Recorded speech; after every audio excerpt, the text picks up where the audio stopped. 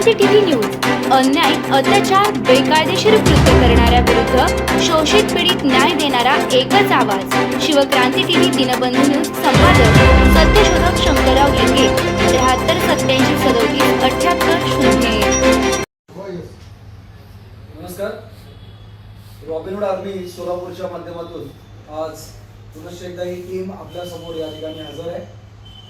Robin Hood army मागच्या 10 वर्षापासून सोलापुरात अन्न वाटण्याचं काम नित्यनेमाने मागील 10 वर्षापासून हे काम चालू आहे आणि त्या कामात प्राचार्य बिंदुराव गोरे सर यांच्या प्रमुख मार्गदर्शनाखाली ही टीम कार्यरत आहे। आज फक्त केवळ आरोग्याच्या काही कारणास्तव इंदुराव गोरे सर हे आजच्या या पत्रकार परिषदेसाठी उपस्थित नाही आहेत, तर ते पुण्यात आहेत। पण एकंदरीत आलेल्या सगळ्या टीमची फक्त मी लगेच ओळख करून देतो। मी प्राध्यापक अनिकेत चंदशेट्टी, स्वयंसेवक रॉबिनहूड आर्मी सोलापूर। त्यानंतर पूर्व साधव, स्वयंसेवक रॉबिनहूड आर्मी, स्वयंसेवक रॉबिनहूड आर्मी, पंकज चिंचोळी, स्वयंसेवक रॉबिनहूड आर्मी, त्यानंतर पाठीमागं ओंकार आत्मुरे पण आपल्यासोबत आहे।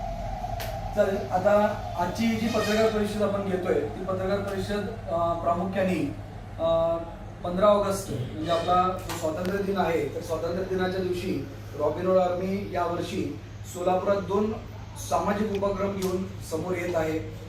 दरवर्षीप्रमाणे मागील 10 वर्षापासून 15 ऑगस्ट हा जणू काही एक आपला सण जो आहे, तर त्या सणाच्या दिवशी रॉबिनहूड आर्मीच्या माध्यमातून समाज उपयोगी कार्य कशा पद्धतीने करता येईल याची चुणूक दाखवण्यासाठी यावर्षी थोडंसं नाविन्यपूर्ण उपक्रम त्यामध्ये आपण आणतोय, तो म्हणजे भारत लर्न्स AI।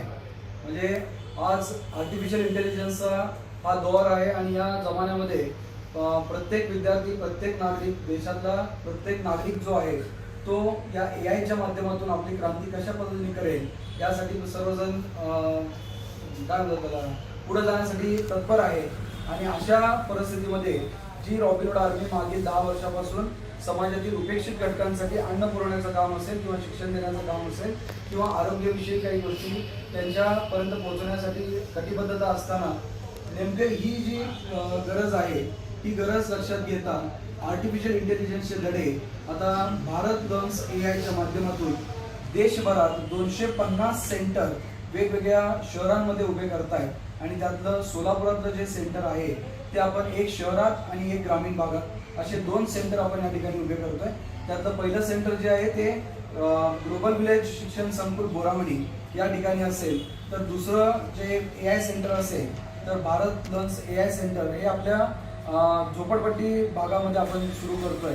कारण या रॉबिनहूड आर्मीच्या माध्यमातून मागील 10 वर्षामध्ये आपण उपेक्षित घटकांपर्यंत पोहोचताना कोणत्याही प्रकारचा जात, धर्म, भेदभाव कोणताही न बघता प्रत्येक उपेक्षित घटकापर्यंत आपण पोहोचलं पाहिजे या अनुषंगाने ही मोहीम आजपर्यंत राबवलेली आहे।